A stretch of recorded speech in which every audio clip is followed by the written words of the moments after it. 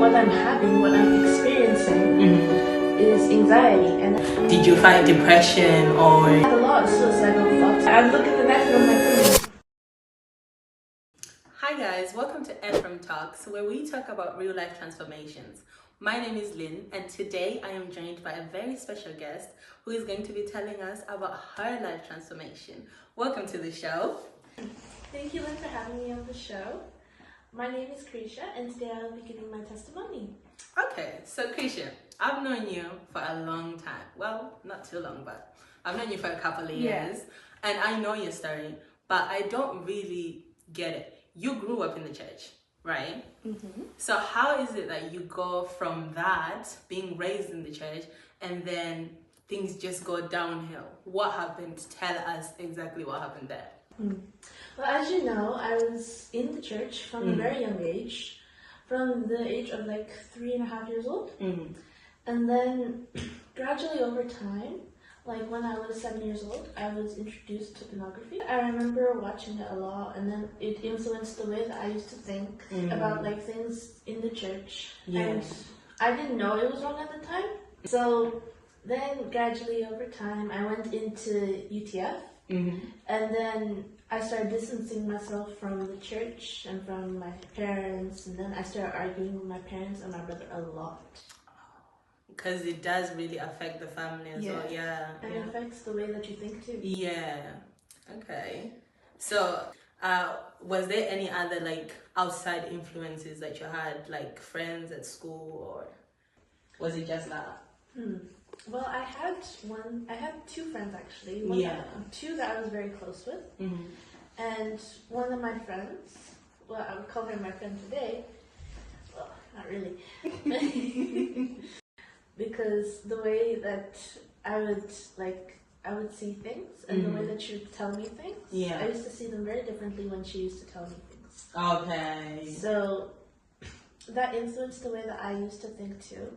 Okay. So not only church influenced me, not only did watching things like influence me, and so did my friends. Because especially nowadays, Pastor says a lot that the people that surround you, the people who are your friends, they tell influence me who you the are. way you think. Tell me who you are, and I'll show you.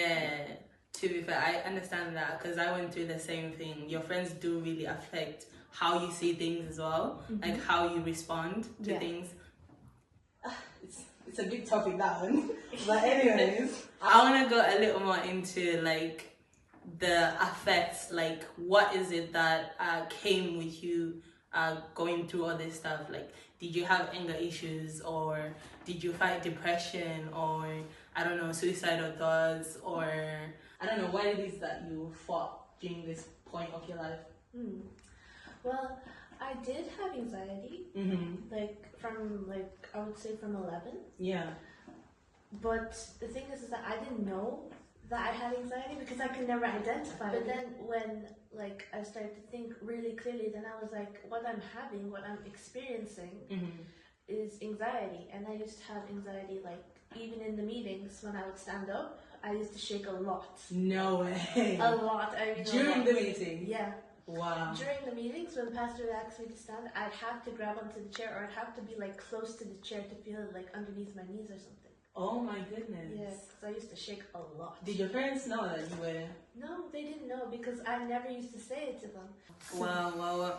That I've never heard of something like that you would have anxiety attacks in the church. Do you understand? Because that changes my perspective.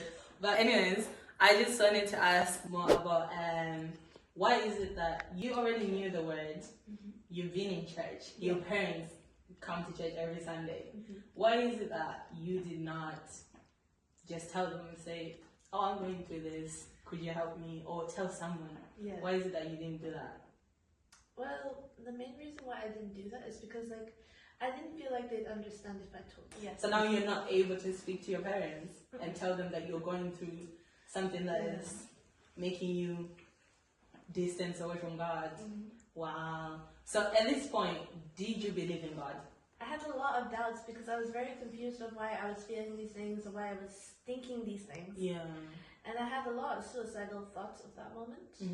Because I was in the church, so I knew that if I committed suicide, then I would automatically end up in hell. Oh, so you had suicidal thoughts? Yes. Wow. Like there would be moments when I would look at the knife. Sorry, sounds weird. You'd consider it. Yeah, I'd look at the knife and I'm like, And the only thing, what was stopping you from doing it?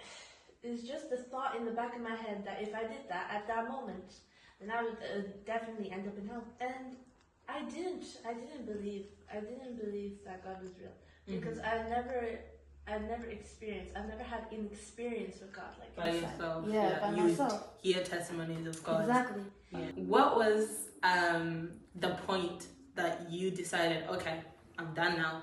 What pushed you to get to that decision?